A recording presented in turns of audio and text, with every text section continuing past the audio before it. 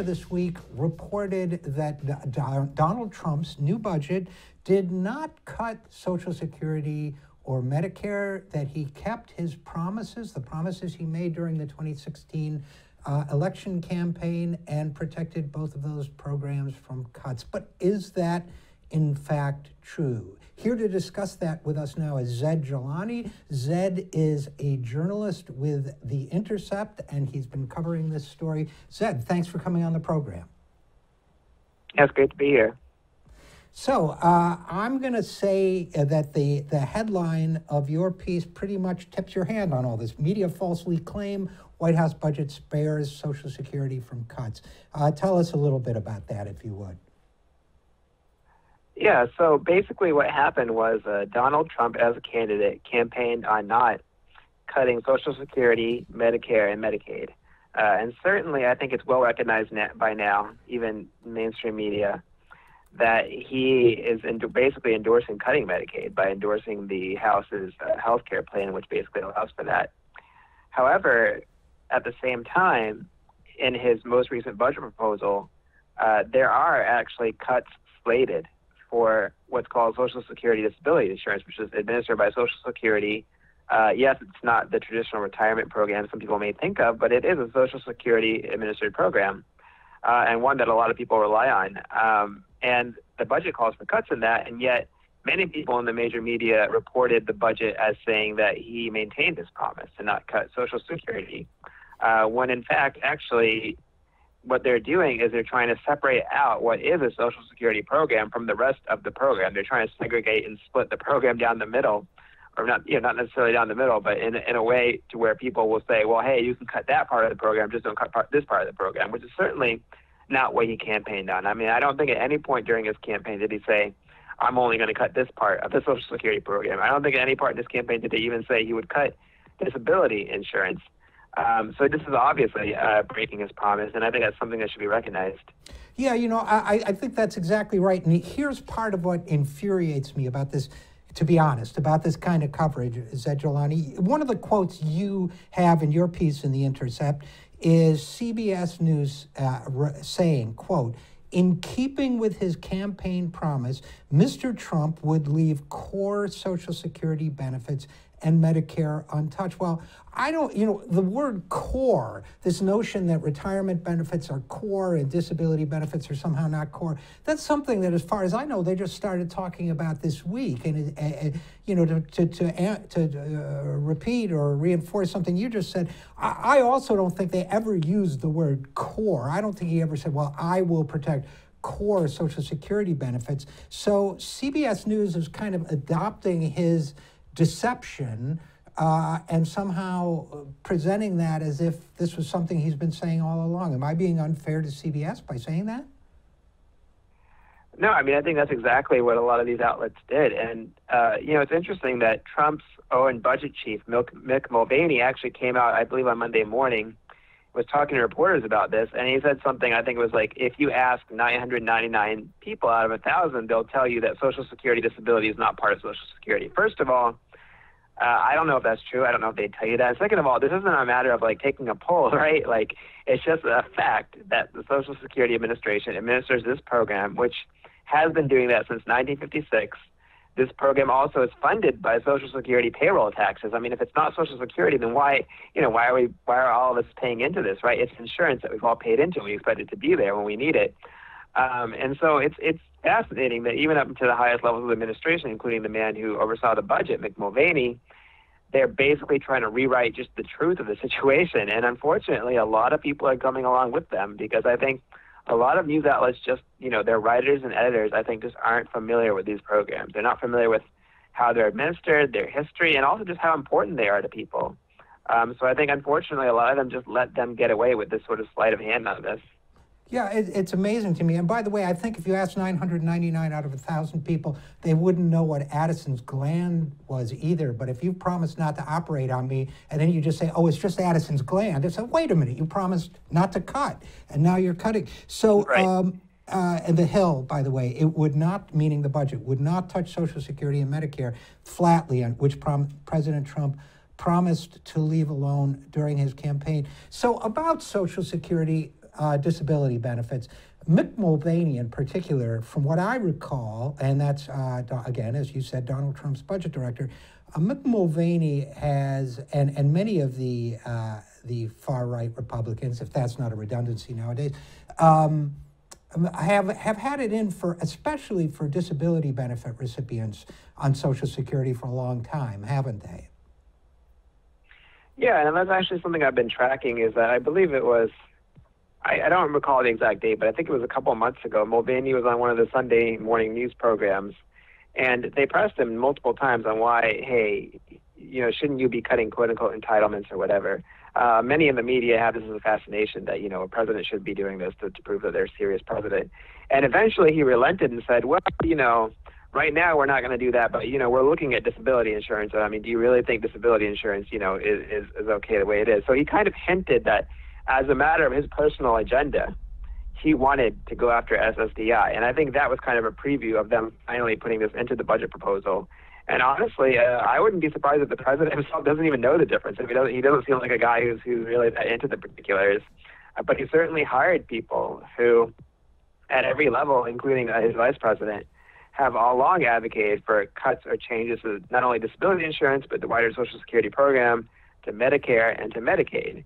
And I think, the fact that Trump will campaign one way and assert himself one way, and then he hires a bunch of people who believe the opposite, those are the people who are in control, because I don't think Trump is a very detail-oriented guy to begin with. He outsources pretty much everything to other people for the details. And when it comes to budgets, details are by far the most important thing. And I think that's a big part of the reason why the media fell down on this one, is because they're not aware of the details of this program. Yeah, they're not aware of how core and important it is actually to Social Security.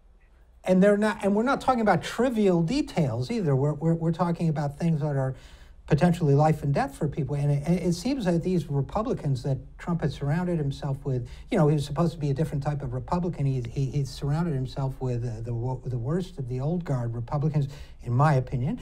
And the people he surrounded himself with have not only, as you say, had a long-term goal of cutting retirement benefits and Social Security, but they really seem to hate the disabled. They've been pushing for so long, haven't they, this idea that people on Social Security disability are gold brickers and freeloaders and faking it, and they're not, you've been hearing it from all over the Republican Party. The fact is, it's really tough to qualify for Social Security disability coverage. And if you want to appeal being turned down, there's a waiting period. It's now, the waiting list is now more than a year, and you have nothing to live on in the meantime. I mean, these are people who have really gone through rigorous screening to get on disability, but to hear these guys talk about it, they're just kind of goofing off and trying to get a free ride from Uncle Sam.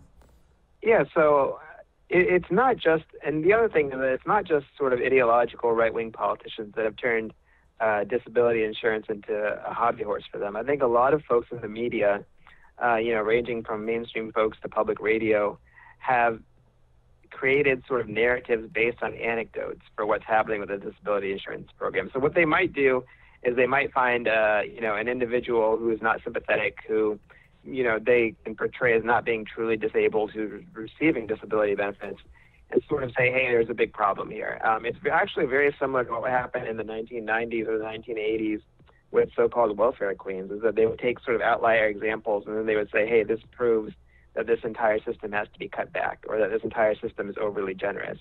I mean, the reality is, the average benefit in the disability system is something like $1,100 monthly. I mean, for a lot of people who are on disability, it might be really their main source of income. It may not be generous enough for some of these people. But unfortunately, that's just not the story the media seems to want to run about this program and about what's happening. The stories they want to run are the same convenient narrative that we've had in decades across probably Western countries, to be honest, which is the narrative that welfare is too generous, that there's too many people cheating the system, and that it's a big drain on our federal budgets. All of which are not true. I mean, in the grand scheme of things, of course, you can have ideology and you can ideologically oppose these programs, but I don't think that it's fair to be misrepresenting them based on anecdotes, which unfortunately is a lot of what happens when we talk about disability. Yeah, and if you take, for example, the 400 richest households in the United States who are going to get an average tax break of $7 million per year under the Trump budget. I don't think you're going to find yourself, whether it's balancing the budget or funding good new programs, I don't think you're really going to find the money going after people who are getting $12,000 or $13,000 a year in benefits. Zaid Jilani, here's another thing from your piece that really frustrated me. Voice of America, the budget proposal, meaning Trump's, also follows Trump's campaign promises not to cut Social Security, a government-run old age pension program. It's more than that. Right? And here's the interesting thing about it is that it's not like it's new. It's not like SSDI or supplemental security income, which is another program that Social Security runs other than the retirement program. It's not like they're new. SSDI has been in place since 1956. There was a robust sort of congressional debate and a national debate about whether we want Social Security to do that. And the country decided that, yes, we do want Social Security to do that. I mean, when these programs were probably in place before the reporters and editors who were overseeing and writing these stories were born, right? Their entire lifetimes, these programs have been part of Social Security. We should recognize them as part of Social Security. We shouldn't let people segregate them out for ideological reasons. I mean, it's just a fact. Yeah, I 100% agree. And by the way, you made a great point in your piece. Yeah, that Trump country will be hit particularly hard, that of the 10 states with the highest percentage of their population on disability, 9 of them went for Trump, and the 10th was split its electors between Trump and Hillary Clinton. So really, he's misled his own voters on this one. We don't know, they're saying they need more people to get back to work, but given the stringency of the tests for people who are currently on disability, it's going to be impossible for them to get back to work. I guess last thought, given my experience with the way Republicans follow through on these things, they usually have a story and then they have a cruel reality. And the story seems to me to be already in place. We're going to put these people back to work. I suspect the cruel reality will be as it was with so-called welfare reform in the 1990s, which the Republicans pushed and Bill Clinton signed. I suspect that the reality is going to be this time around that a lot of people are just going to lose their benefits. What do you think? Yeah, I mean, well, going back to I pulled this up. Going back to the Monday morning press conference that Mulvaney had, I believe it was NBC's Peter Alexander actually that had the back and forth with him about, is SSDI Social Security, what are you doing?